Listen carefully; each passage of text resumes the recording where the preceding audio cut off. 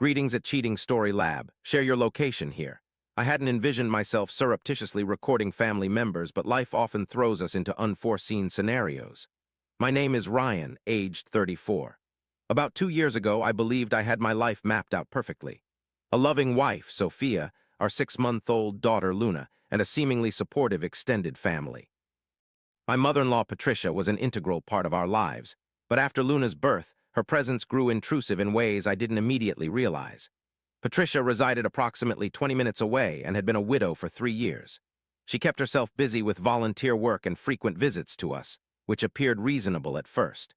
When Sophia returned to work post-maternity leave, we grappled with exorbitant childcare costs. Daycare was draining us around $2,000 monthly, leaving our budget in dire straits. That's when Patricia proposed her solution. On a Sunday afternoon, during dinner at her residence, while Luna fussed and Sophia seemed worn out from another restless night, Patricia intervened, employing her customary assertive tone. She expressed her desire to assist with caring for Luna during the weekdays, suggesting that this free childcare would alleviate our financial hardships and provide her with a sense of purpose. With vivid imagery, she portrayed herself as the devoted grandmother, spending valuable time with her granddaughter while we worked. Initially, Sophia hesitated, expressing concern about imposing on her mother. However, Patricia emphasized it would be a source of joy rather than a burden. Admittedly, I felt a sense of relief. With $2,000 restored to our monthly budget, our financial situation would drastically improve, enabling us to begin saving money and potentially plan for a vacation or home improvements. Patricia appeared genuinely enthusiastic regarding the agreement, discussing various activities planned with Luna, emphasizing their blossoming relationship. We initiated the agreement 3 weeks afterward. Patricia arrived at our residence at 7 in the morning and stayed until we returned around 5:30. The initial week seemed ideal. Luna displayed contentment, Patricia seemed satisfied, and our financial anxieties eased almost instantaneously. I began to believe we had found the optimal solution. However, minor issues started troubling me after approximately a month. Luna exhibited unusual fussiness during the evenings, suggesting possible overstimulation or distress. Patricia dismissed my concerns, labeling it as typical baby mood swings. When I inquired about specific details of their day, her responses felt rehearsed and vague. She mentioned feeding times and naps, but never anything unique or significant. Sophia also observed this behavior, but chose not to express gratitude-related uncertainties. At night, we ponder our worries, questioning if our apprehensions were baseless or mere overanalysis of ordinary grandmother behavior. As Patricia had successfully raised Sophia, we assumed she was well-versed in caring for infants. However, a turning point occurred on a Thursday when I had to leave work early due to an urgent client issue demanding my remote presence.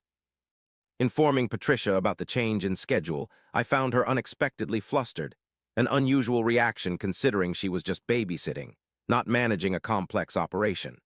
Upon my arrival home, the house felt distinct, with Patricia cradling Luna and both of them appearing tense.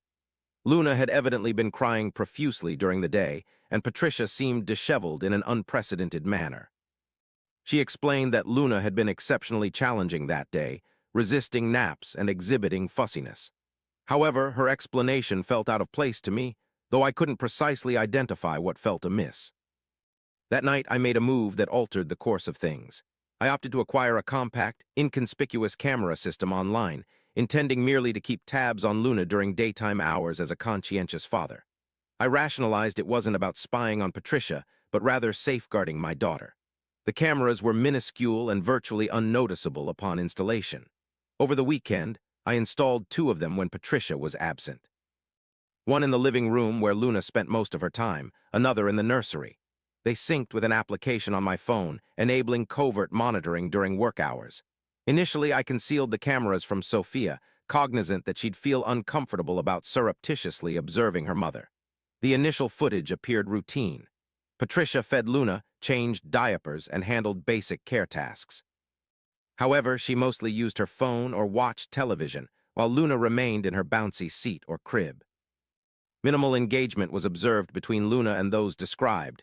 No playtime or conversation, as Luna seemed to be stored rather than cared for. An event unfolded that sent a chill down my spine. On a Wednesday afternoon, Luna began sobbing in her crib, where she should have been napping. Instead of offering comfort, Patricia increased the television volume and continued her program. For nearly 45 minutes, Luna wept while being completely disregarded, with occasional glances towards the nursery that were marked by visible irritation. However, it was not this behavior that was most troubling. When Luna's sobs intensified, Patricia finally approached the nursery. Through the camera, I witnessed her roughly lifting Luna and speaking harshly in a tone never heard from her around us. She scolded Luna for being noisy and demanding. Her handling of Luna was rough, devoid of any kindness or concern. The subsequent day brought even more concerning footage. Sophia's friend visited uninvited, spending hours chatting and drinking wine while Luna remained in her crib. When it was time to change Luna's diaper, Patricia voiced concerns about the hassle of caring for babies, reminding her friend how tiresome it could be. However, things escalated on Friday when I observed Patricia administering an unfamiliar medication to my 6-month-old daughter, Luna, without our consent or knowledge. This led to an unusually deep sleep for Luna. Later that day, I discovered this during a review of the footage, and upon confronting Sophia, she was both saddened and enraged. It transpired that her mother had been neglecting Luna and possibly medicating her without our approval. Spent the night scrutinizing all the videos I'd taken, detailing Patricia's mistakes. Next day, informed Patricia her babysitting services were terminated. On questioning for reasons, presented camera footage. Patricia first denied, then got angry at the perceived invasion of privacy, then tried to downplay her actions. Claimed baby gas drops were behind the medication, couldn't explain lacking consent or notification. Argued that occasional breaks from grandmothers are normal and leaving Luna in crib isn't neglect. Labeled us as overly cautious parents, ungrateful for her sacrifices. However, we had seen enough. The medication incident along with rough handling exceeded boundaries beyond repair. Upon learning that the drug given to the infant was a sedative prescribed to Patricia for her personal sleep problems, we contacted the police, initiating a comprehensive and devastating investigation. Child Protective Services questioned us repeatedly, leading to charges against Patricia for administering medication to an infant without parental approval.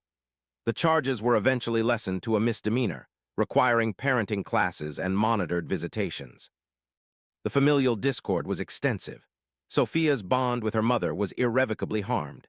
Patricia accused us of tarnishing her reputation and ruining her life due to petty errors. Family members sided with opposing views, some backing our actions and others aligning with Patricia's narrative, portraying us as ungrateful and overzealous. The most distressing aspect was witnessing Sophia grapple with guilt and sorrow. Trust in her grandmother was shattered irreparably, as Patricia prioritized her own ease over Luna's welfare, treating our grandchild more like a nuisance than a cherished family member. Today, Patricia has restricted visits under supervision with Luna. She has completed court-ordered classes, acknowledging her errors, but trust remains elusive. We will never leave Luna unattended with her again, and every interaction feels tense and contrived. In hindsight, I am thankful for my gut feeling that led me to install cameras. Without this documentation, we may have remained oblivious to Patricia's true treatment of Luna when not present. The monetary savings were not worth risking our daughter's safety and well-being. This ordeal taught me that familial ties do not automatically ensure reliability, and safeguarding children sometimes necessitates making painful choices that hurt those dear to us. Patricia might be my wife's birth giver, yet it doesn't entitle her to overlook or jeopardize our daughter.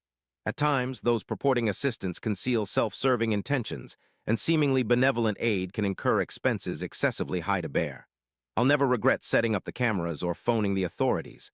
Luna deserved superior care than what Patricia offered, and securing her safety was worth each endeavor. A family drama ensued afterward. The cameras remain installed, and they will continue to do so as long as someone else watches Luna in our residence. After trust was violated by someone who should have been beyond reproach, it alters your approach to every subsequent scenario concerning your child's well-being.